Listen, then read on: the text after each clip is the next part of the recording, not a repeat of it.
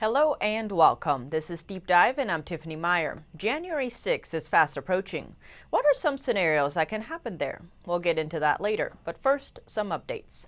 Big tech seems to be meddling in politics again. Facebook shut down a fundraising page for Republican Senators Kelly Loeffler and David Perdue days before their runoff elections.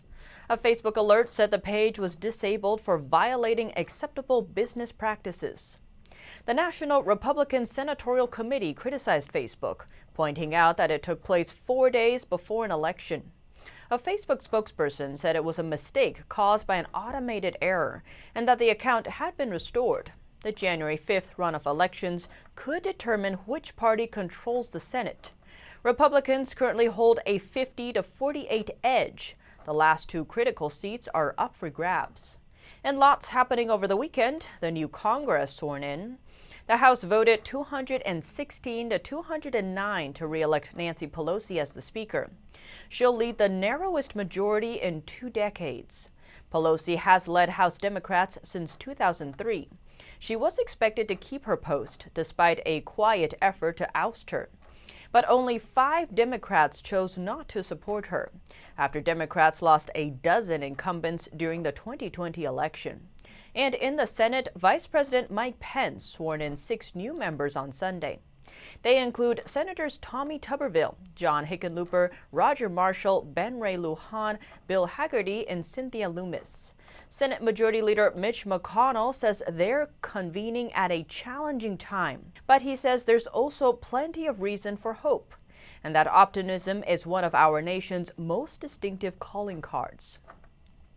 Now, as for January 6th, more and more lawmakers plan to object to the Electoral College results. Congress meets on Wednesday to count the votes. House Republican leader Kevin McCarthy says he supports the bid to challenge Electoral College results. He told The Hill, "I think it's right that we have the debate. How else do we have a way to change the election problems?" A number of House members and senators say they will object to electoral slates in Wednesday's joint session of Congress. Representative Mo Brooks is leading the move in the House. It's now joined by prominent House members like Jim Jordan and dozens of others. Both Representative Adam Kinzinger and White House Chief of Staff Mark Meadows suggest that over 100 House members will support the bid. Senator Josh Hawley was the first senator to join the challenge. And Senator Ted Cruz is leading a group that say they too will object if no emergency election audit is held. The objections made in writing need support from at least one member of each chamber. This would trigger a 2-hour debate and a vote in each house. A simple majority would determine the outcome and potentially nullify a state's electoral votes or switch them to the other candidate. Some members of Congress say they are against the move. It includes Senate Majority Leader Mitch McConnell, who previously urged Republicans in the Senate not to challenge the votes. House Republican Conference Chair Liz Cheney did the same in the House, saying it would sow doubts about the U.S. election system. Vice President Mike Pence, however, said he welcomes the efforts. In a statement over the weekend, he said he wants to see evidence of election irregularities and voter fraud be presented before Congress during that session. And President Trump says he'll be at the January 6th rally. For weeks, Trump has been urging his supporters to attend the event, tweeting on Sunday, "I will be there, historic day." He wrote the comment as part of a retweet, sharing a video advertising the event. A number of organizations are sponsoring the march, including Stop the Steal and Women for America First. The District of Columbia Police Department said a number of downtown streets will close in light of the rallies and events. The right-wing group Proud Boys also announced they would attend the rallies.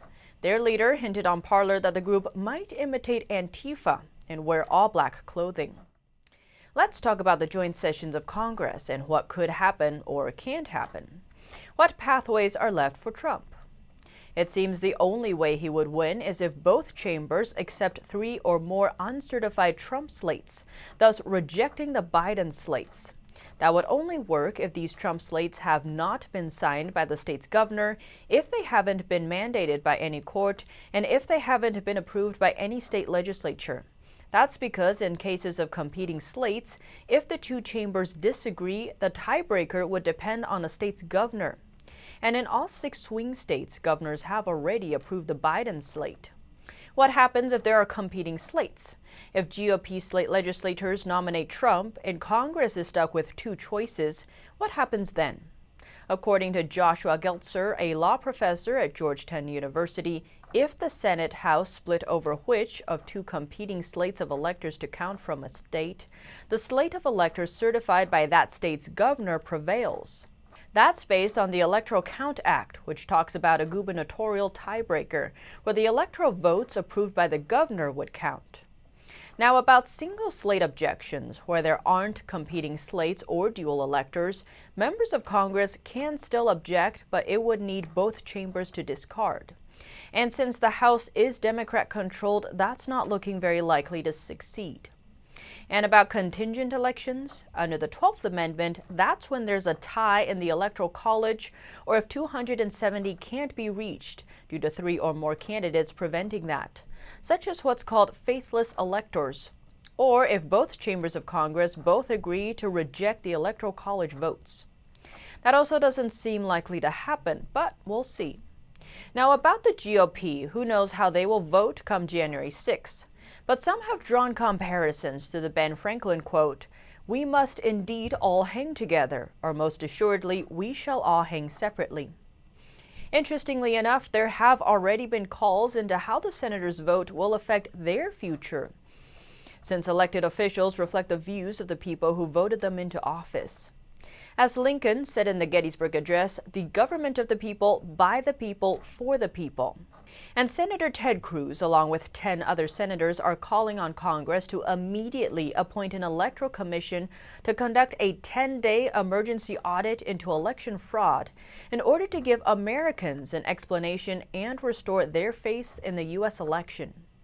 If Congress does not agree on this proposal, they will oppose the current presidential electoral votes on January 6th. In their statement, they specifically mention a precedent that occurred in the United States in 1877. Quote, "In 1877, Congress did not ignore these allegations, nor did the media simply dismiss those raising them as radicals trying to undermine democracy.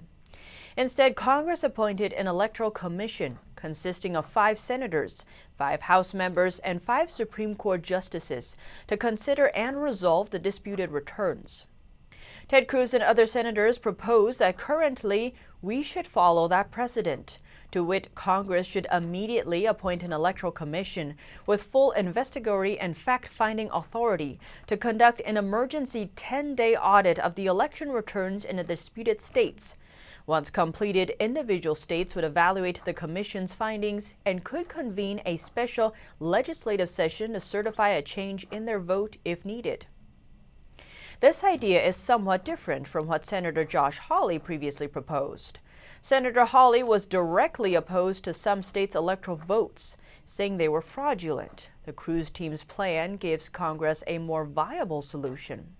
Now, some would say common sense would dictate that Congress should agree to such a deal.